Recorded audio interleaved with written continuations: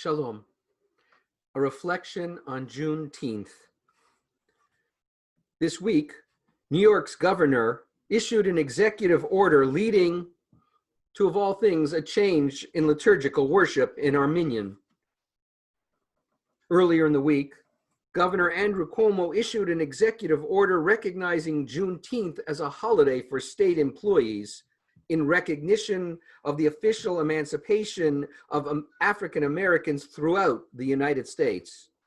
The governor also indicated that he would advance legislation to make Juneteenth an official state holiday next year.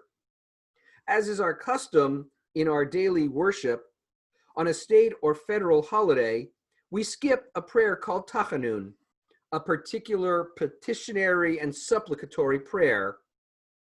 For most of us, today marks the first time that our daily worship routine was impacted by Juneteenth, or for that matter, by an executive order by a governor.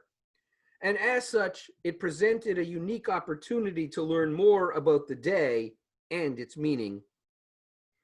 Juneteenth, which through its history has also been known as Freedom Day and Liberation Day, as well as Jubilee Day, the latter harking back to the biblical liberation of slaves in Israelite society. Although the Emancipation Proclamation had been issued 2.5 years previously and had formally freed the slaves, the American Civil War had largely ended with the defeat of the Confederate States in early April. Despite this, Texas, the most remote of the slave states, and with a low presence of Union troops, continued to defy the Emancipation Proclamation, and the enforcement of it continued to be slow and inconsistent. Juneteenth commemorates Union Army General Gordon Granger's reading of federal orders in the city of Galveston, Texas, on the 19th of June, 1865, proclaiming all slaves in Texas were free. The order General Granger delivered read, "The people of Texas are informed that in accordance with a proclamation from the Executive of the United States, all slaves are free.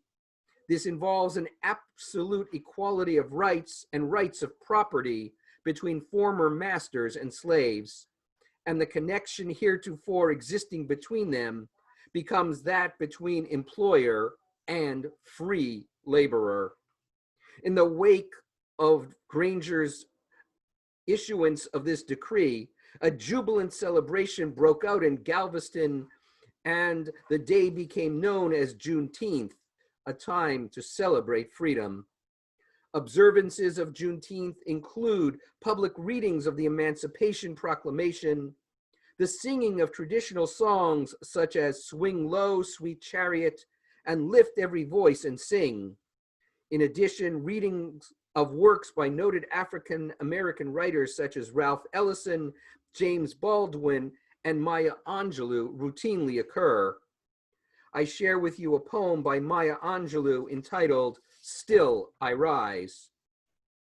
You may write me down in history with your bitter, twisted lies. You may trod me in the very dirt, but still like dust I'll rise.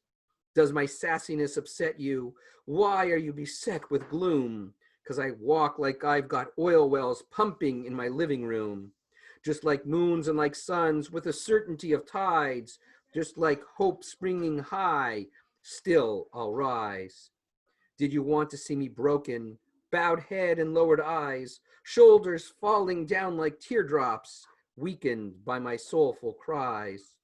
Does my haughtiness offend you? Don't you take it awful hard, 'cause I laugh like I've got gold mines digging in my own backyard. You may shoot me with your words, you may cut me with your eyes, you may kill me with your hatefulness, but still like air I'll rise.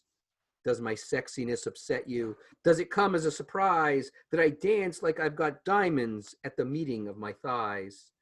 Out of the huts of history's shame I rise, up from a past that's rooted in pain I rise.